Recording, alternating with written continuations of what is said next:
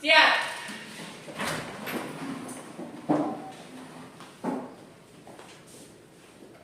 Beri salam.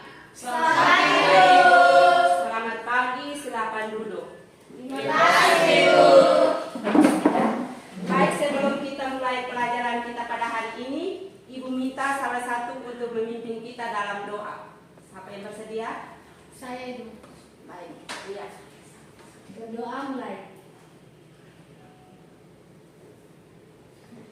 Berdoa selesai.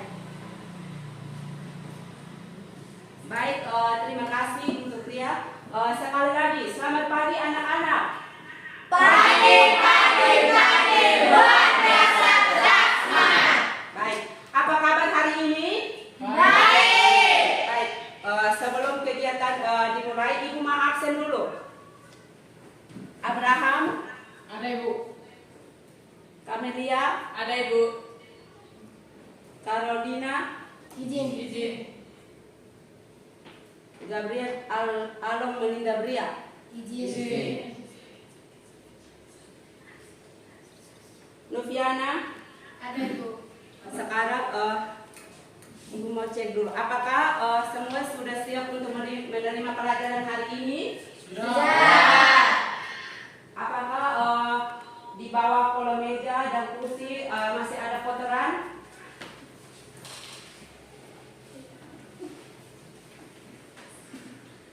Tidak. Baik, kalau sudah tidak ada berarti hanya siap untuk menerima pelajaran hari ini. Baik. Siapa yang masih ingat pelajaran minggu lalu? Saya. Ya, Kiara. Pelajaran minggu lalu tentang keanekaragaman hayati. Ya, pelajaran minggu lalu tentang keanekaragaman hayati. Hayati. Keanekaragaman hayati itu ada berapa tingkatan?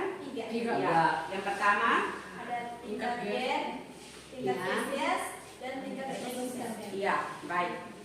Jadi tepuk tangan untuk Abraham dan Kiara. Baik, Ibu mau tanya dulu. Pernahkah kalian pergi ke pasar? Di pasar itu apakah ada blok penjual baju, penjual sayur dan buah? Ada. Ya.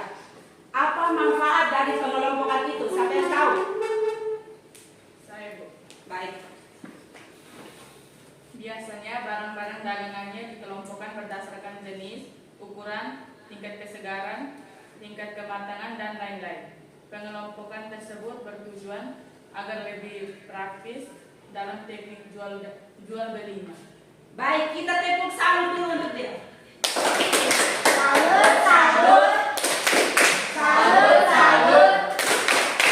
Salut.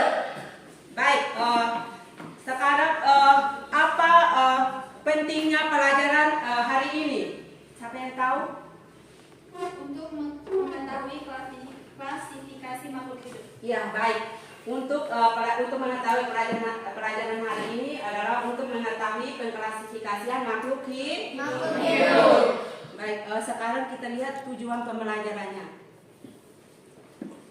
Nah, tujuan pembelajaran kita pada hari ini mengklasifikasikan ciri-ciri makhluk hidup agar mudah dikenali. Yang kedua itu mengelompokkan makhluk hidup berdasarkan ciri-cirinya. Itu tujuan kita mempelajari pelajaran hari ini. Mulai dengan kegiatan inti, ada speaking dulu. Jadi semua berdiri supaya tetap semangat. Kita semua tahu toh? Tahu. Tangan diputar 1, 2, 3. Tangan diputar-putar, bertepuk tangan. Tangan diputar-putar, peganglah bahu. Tangan diputar-putar, peganglah lutut. Digoyang-goyang, digoyang-goyang, digoyang-goyang. Baik, tepuk tangan dulu. Silakan duduk. Kita masuk pada materi inti. Jadi semua sudah siap untuk menerima pelajaran inti? Di sini Ibu akan menayangkan video pembelajaran. Hari ini kita akan mempelajari materi tentang klasifikasi klasifikasi makhluk hidup. Dari materi sebelumnya, kita tahu bahwa di Indonesia merupakan negara yang kaya akan keanekaragaman hayati. Dengan adanya klasifikasi makhluk hidup ini, kita akan lebih mudah untuk mengenali makhluk hidup berdasarkan persamaan dan perbedaan ciri-ciri yang dimilikinya. Selain itu, kita juga akan mengetahui hubungan antara organisme yang satu dengan organisme lain, ciri-ciri morfologi, cara reproduksi, manfaat atau kegunaannya, ciri-ciri kromosom, kandungan gen dalam kromosom, dan kandungan zat biokimia. Nah, sekarang bagaimana sih proses klasifikasi makhluk hidup dilakukan? Proses klasifikasi makhluk hidup dilakukan dengan cara mengelompokkan makhluk hidup berdasarkan perbedaan dan persamaan ciri-ciri makhluk hidup. Misalnya nih, kita menjumpai berbagai jenis hewan dan kita akan mengelompokkannya. Hewan yang memiliki persamaan ciri-ciri kita jadikan satu kelompok. Contohnya, kambing dan sapi menjadi satu kelompok mamalia karena memiliki persamaan ciri-ciri, yakni memiliki rambut pada kulitnya dan hewan betinanya memiliki kelenjar susu. Sedangkan hewan yang memiliki perbedaan menjadi 3 sistem. Yang pertama yaitu klasifikasi sistem alamiah. Klasifikasi sistem alamiah merupakan klasifikasi untuk membentuk takson-takson yang bersifat alami atau sesuai kehendak alam. Dasar yang digunakan yaitu adanya persamaan sifat, terutama sifat-sifat morfologi. Kedua, klasifikasi sistem artifisial atau buatan. Klasifikasi sistem artifisial yaitu sistem klasifikasi yang mengutamakan tujuan praktis, misalnya berdasarkan kegunaannya. Berdasarkan kegunaannya, tumbuhan dikelompokkan menjadi tanaman obat, tanaman hias, tanaman makanan pokok, dan lain sebagainya. Selanjutnya yang ketiga yaitu klasifikasi sistem filogenetik. Klasifikasi ini didasarkan pada jauh dekatnya kekerabatan antar organisme atau kelompok organisme dengan melihat kesamaan ciri-ciri morfologi, struktur anatomi, fisiologi, dan etologi atau perilaku. Contohnya, tumbuhan tembakau mengandung nikotin, sedangkan tumbuhan kecubung mengandung skopolamin. Kedua tumbuhan tersebut mempunyai alkaloida yang sejenis, sehingga kedua tumbuhan tersebut dikelompokkan dalam satu suku yang sama, yaitu Solanaceae.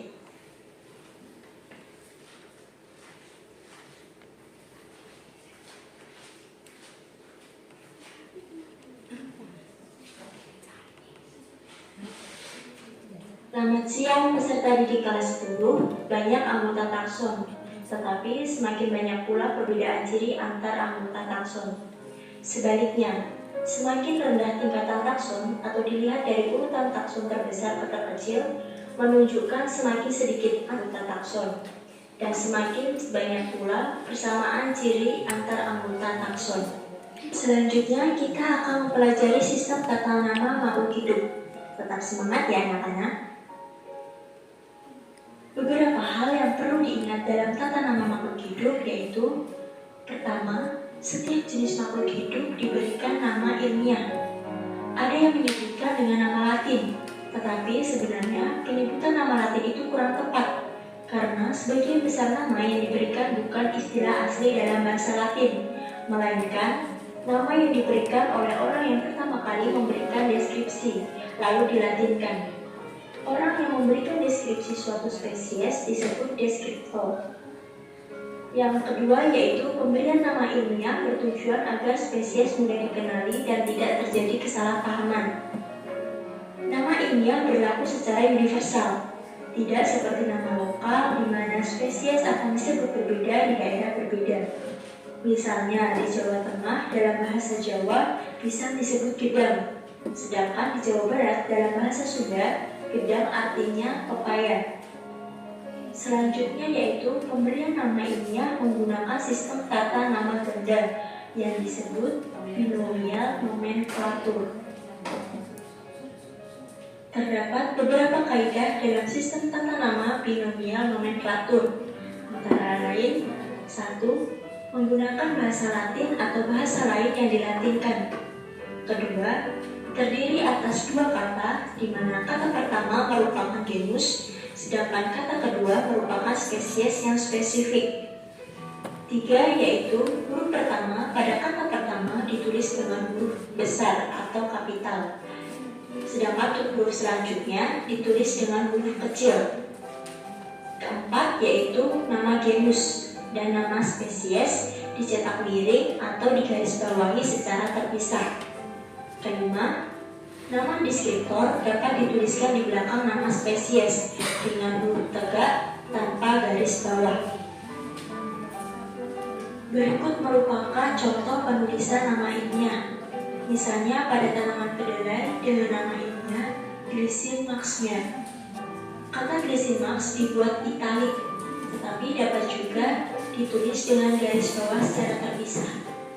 Kata glycin merupakan kata pertama, dan huruf pertama tersebut ditulis dengan huruf besar. Kemudian kata mer tetap tegak tanpa garis bawah atau dibuat miring. Mer adalah nama deskriptor dengan nama asli yaitu Meryl.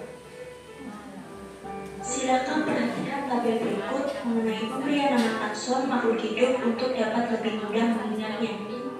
Nama divisi pada tumbuhan biasanya diakhiri dengan pita, sedangkan filum pada hewan tidak ada aturan tertentu.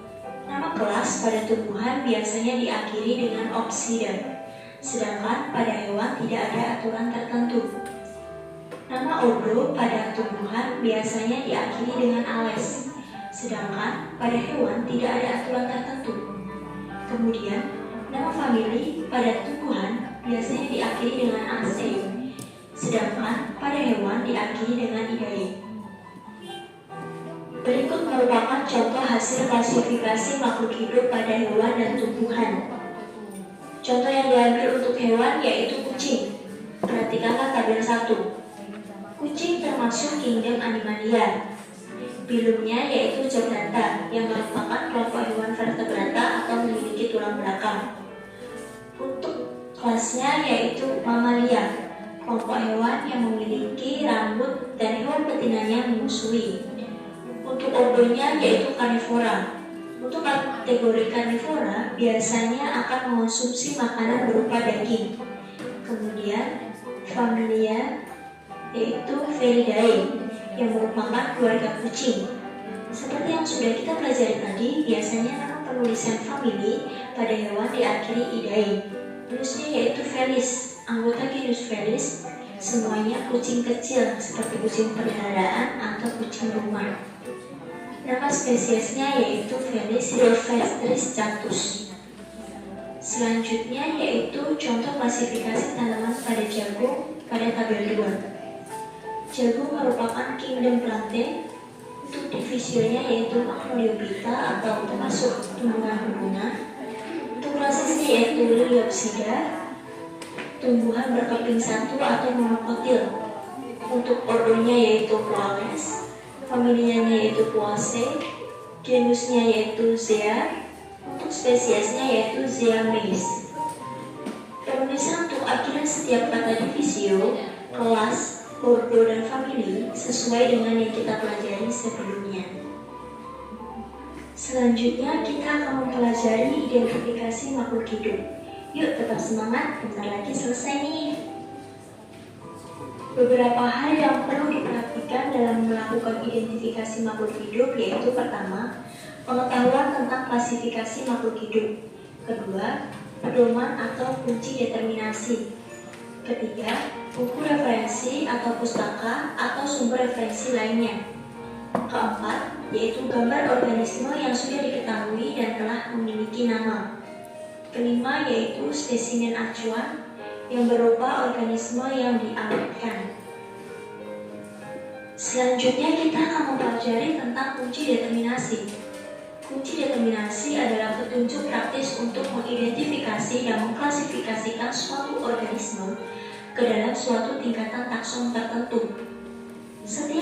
apakah dalam kunci determinasi disusun berdasarkan ciri-ciri organisme yang merupakan bentuk alternatif atau berlawanan sehingga disebut kunci dikotom. Contoh ciri organisme bentuk alternatif yaitu berbiji belah dengan berbiji tunggal, batang berkambium dengan batang tidak berkambium, tulang daun lurus dengan tulang daun menyiring, dan lain sebagainya. Hal-hal yang perlu diperhatikan dalam pembuatan kunci determinasi antara lain: 1. Kunci harus dikotom atau berlawanan, sehingga satu bagian dapat diterima sedangkan yang lain ditolak. 2. Ciri yang dimasukkan mudah diamati. 3. Hindari pemakaian kisaran yang tumpang tindih atau hal-hal yang bersifat relatif dalam kuplet. Contohnya, panjang daun 4-8 cm dan daun berukuran besar atau kecil. 4. Setiap kuplet harus diberi nomor. Yang kelima yaitu menggunakan kalimat sesingkat mungkin. Berikut merupakan contoh dari kunci determinasi.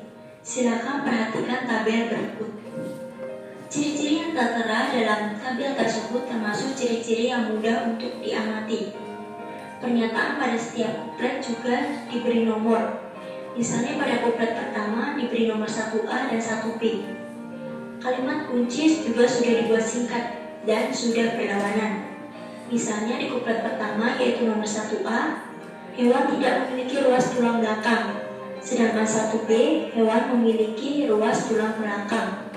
Itulah yang disebut dengan kunci dikotomi.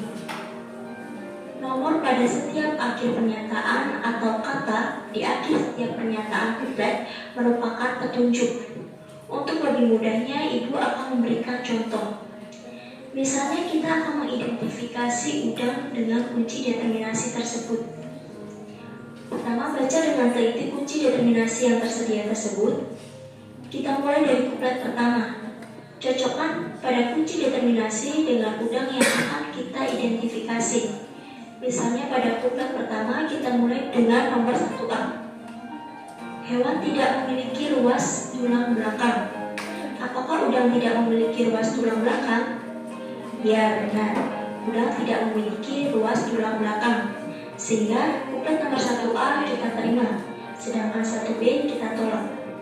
Kuplet nomor 1A di akhir pernyataan menunjukkan nomor 2. Itu tandanya kita harus beralih ke pernyataan kuplet nomor 2. Pernyataan kuplet nomor 2A, tubuh lunak, kaki tidak berbuku-buku. Apakah udang memiliki ciri-ciri demikian? Tidak, sehingga nomor 2A kita tolak. Kita beralih ke 2B. Tubuh tidak lunak, kaki berbuku-buku. Apakah udang memiliki ciri-ciri demikian? Ya, benar, sehingga 2B kita terima. Di akhir pernyataan 2B menunjukkan nomor 4, sehingga kita harus beralih ke pernyataan nomor 4. Perhatikan kuplet nomor 4A. Apakah udang bersayap? Tidak, udang tidak bersayap, sehingga pernyataan kuplet nomor 4A kita tolak. Kita beralih ke 4B. Apakah udang tidak bersayap?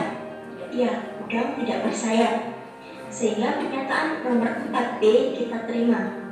Di akhir pernyataan 4B menunjukkan krustase. Itu tandanya udang merupakan kelompok hewan krustase.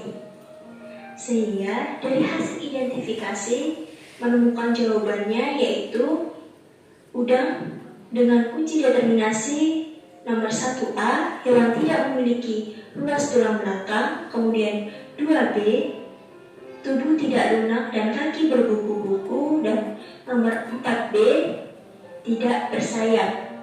Udang juga merupakan kelompok hewan krustase. Nah, anak-anak, pembelajaran kita hari ini sudah selesai.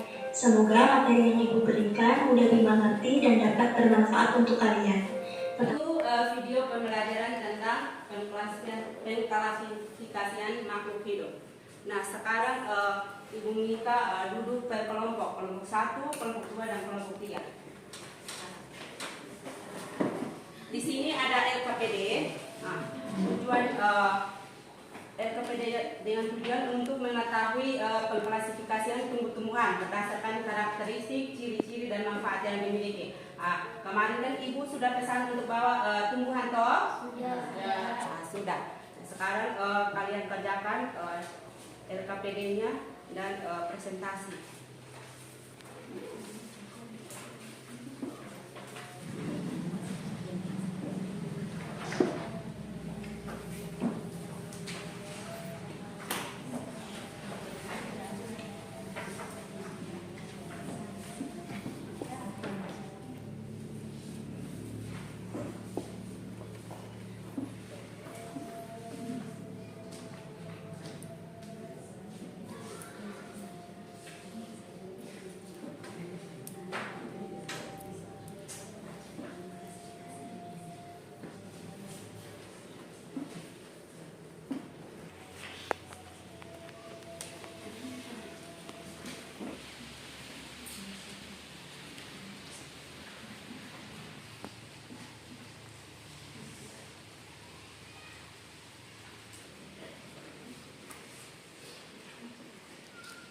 Sudah?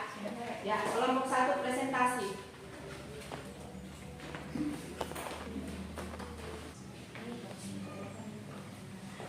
Kelompok 2 dan 3 pernah perhatiannya.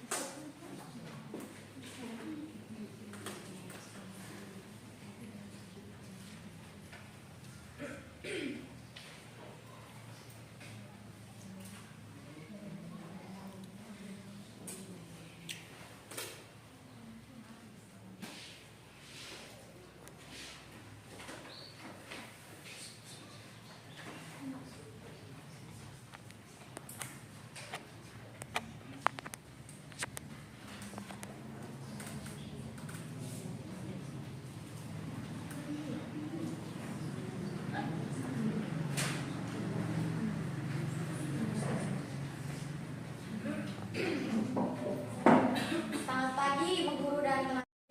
Sama dengan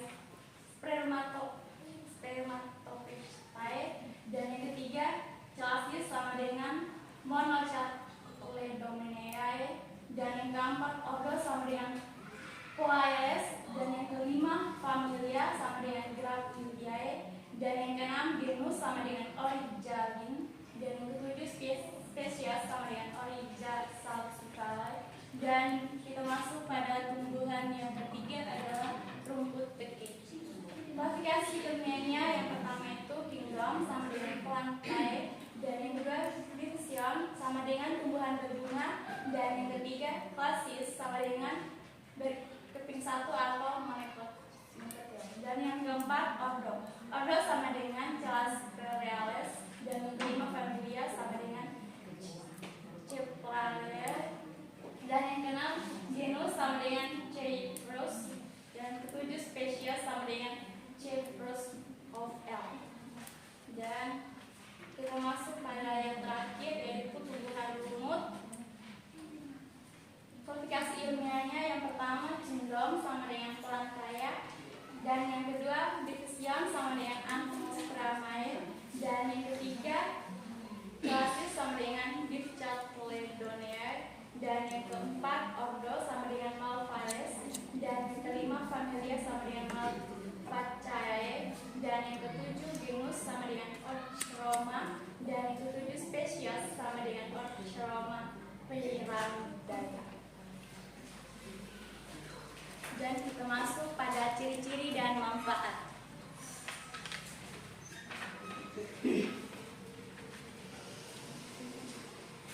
Yang pertama, kita masuk pada tumbuhan yang pertama ada bayam. Ciri-ciri dari bayam merupakan salah satu jenis sayuran yang memiliki kandung gizi tinggi sehingga baik bagi kesehatan, berwarna hijau tua segar dengan batang hijau muda, batang mengandung air. Manfaat bayam menjaga kesehatan kulit, antioksidan, menyehatkan mata, membantu mengatur tekanan darah. Dan kita masuk pada tumbuhan yang kedua ada padi. Ciri-ciri dari padi Berakar serabut, batang sangat pendek, daun berbentuk lancet, warna hijau muda hingga hijau tua, berurat daun sejajar. masuk pada manfaatnya. Manfaatnya adalah mengandung energi yang tinggi, mengobati dan mencegah gangguan pencernaan. Padi bermanfaat untuk kulit atau kandungan vitamin, pembuatan pupuk organik. Dan kita masuk pada tumbuhan yang ketiga ada rumput teki. Ciri-cirinya Batang rumput teki berbentuk bulat dan berongga. Daun rumput teki memiliki bentuk daun yang panjang. Daun ini memiliki tepi yang rata dan berwarna hijau. Permukaan daunnya licin dan berkilau. Bunga rumput teki terdapat pada ujung batang. Bunga berwarna hijau kekuningan. dan manfaat dari rumput teki. Manfaatnya adalah sebagai pekan ternak, tanaman obat mencegah infeksi, mencegah dan mengatasi kanker. Dan masuk pada tumbuhan yang terakhir. Yang terakhir adalah tumbuhan lumut. Ciri-ciri daripada tumbuhan lumut. Belum bisa dibedakan antara akar, batang dan daunnya. Akarnya berupa semu atau rizoid, tidak punya berkas pembuluh atau skilem dan floem. Dan masuk pada manfaat dari lumut. Manfaatnya adalah sebagai bahan hiasan rumah tangga, obat-obatan untuk pertamanan dan rumah kaca. Apakah ada yang ingin bertanya? Kelompok 2 dan 3, apakah ada pertanyaan untuk kelompok 1? Silakan. Saya perwakilan dari kelompok 2 ingin bertanya kepada kelompok 1. Dari hasil presentasi tadi, apakah masih ada ciri-ciri lain dari lumut selain yang tadi disebutkan? Ya. Ciri-ciri lain dari tumbuhan lumut mengalami metagenis atau pergiliran turunan antara fase gametofit atau fase penghasil gamet dan fase sporotif atau fase penghasil spora. Sekian jawabannya. Sekian dan terima kasih. Pas kelompok 2, pas jawabannya. Baik, terima kasih untuk kelompok 1 yang sudah presentasi. Silakan duduk. Mari kita beri aplaus untuk kelompok 1. Presentasi dari kelompok 1. Dasar-dasar klasifikasi yang digunakan itu pertama ciri-ciri morfologi, kemudian dengan manfaat dan kegunaannya. Kemudian proses klasifikasi makhluk hidup itu dilihat yang pertama itu dia punya perbedaan dan persamaan. Kemudian sistem klasifikasi makhluk hidup itu ada 3 toh yang tadi sudah ditayangkan di video tadi. Yang pertama itu klasifikasi sistem ilmiah, kemudian klasifikasi sistem artifisial atau buatan, kemudian klasifikasi sistem filogenetik, kemudian tingkatan takson. Tingkatan takson itu sendiri merupakan tingkatan unit atau kelompok makhluk hidup yang disusun dari tingkatan yang paling tinggi sampai pada tingkatan yang paling rendah. Ya, itu yang tadi sudah kelompok 1 presentasikan. Tingkatan yang paling tinggi itu adalah tingkatan kingdom atau kerajaan. Tingkatan kingdom atau kerajaan. Kemudian yang kedua itu tingkatan filum atau divisio. Kemudian yang ketiga itu klasis, kelas. Kemudian ordo atau bangsa. Kemudian famili atau suku. Kemudian genus atau marga. Nah, kemudian spesies atau jenis. Ya. Baik. Siapa yang mau menyimpulkan dari materi pembelajaran ini? Siapa yang bersedia? Saya. Baik. Silakan. Kesimpulan yang saya ambil di sini ada 5 kesimpulan. Yang pertama itu adalah klasifikasi. Klasifikasi merupakan cara untuk mempelajari keanekaragaman hayati.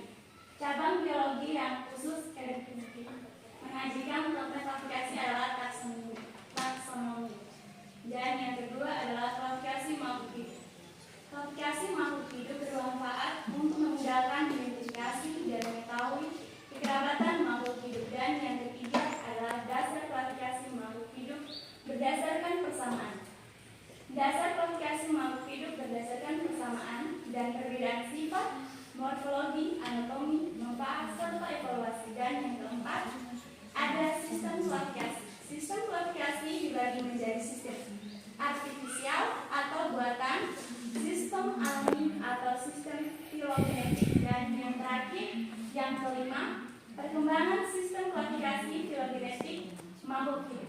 Makhluk hidup dibagi menjadi 5 kingdom, terdiri atas moneral, platista, fungsi atau jamur, lantae, dan animalia. Baik, kita tepuk salut dulu untuk dia. Salut, salut, salut, salut, salut. Baik, sekarang sebelum kita menutup pelajaran kita pada hari ini, Ibu mau kasih soal post testnya. Jadi silakan keluarkan HP dan kerjakan soal yang Ibu kirim di link grup WA. Kasih waktu 5 menit ya. Kita soalnya.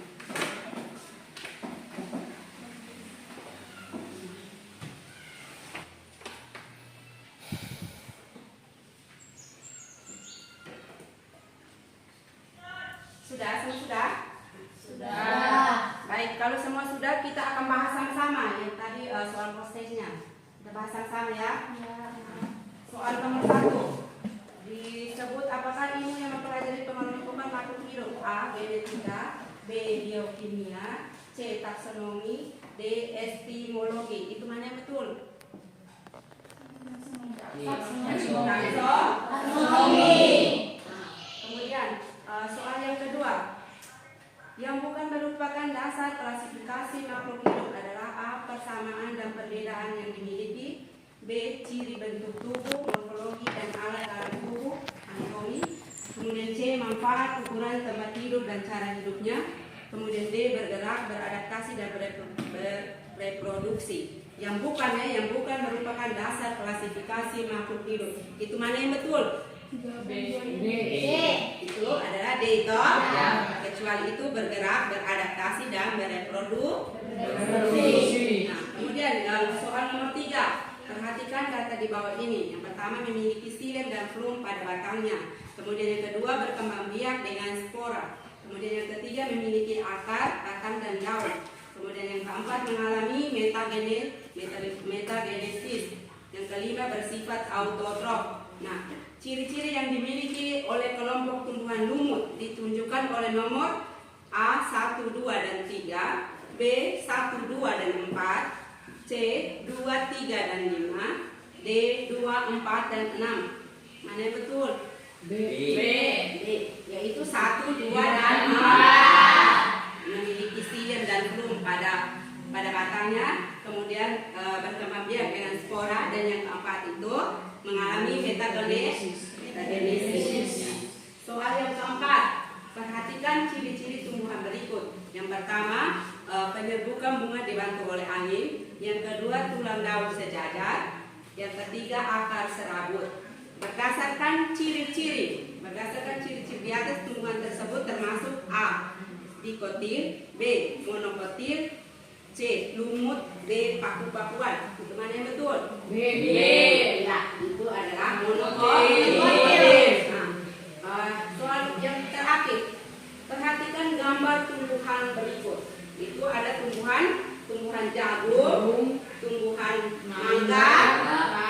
mandi dengan berupaya. Nah, yang dimiliki akar serabut.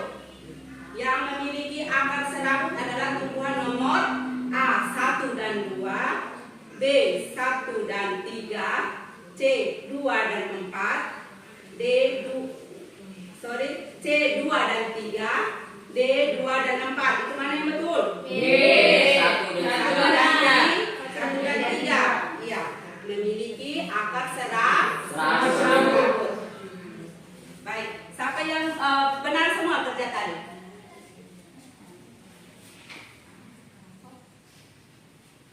Baik, turunkan tangan. Sekarang apakah pelajaran hari ini menyenangkan? Apakah pelajaran hari ini menyenangkan? Menyenangkan. Baik, tepuk tangan untuk kita dulu.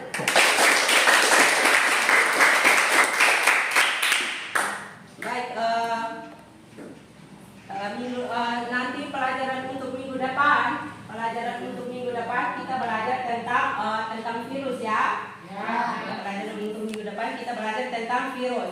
Jadi ibu minta pulang sampai rumah baca-baca materi tentang virus ya. Ya, baik. Sebelum ibu menutup kegiatan kita pada hari ini, ibu minta satu orang untuk berdoa.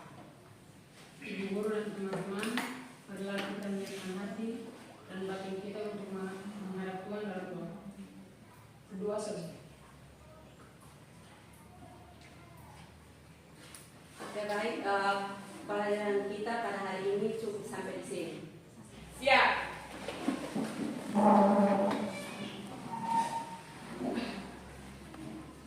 Beri salam.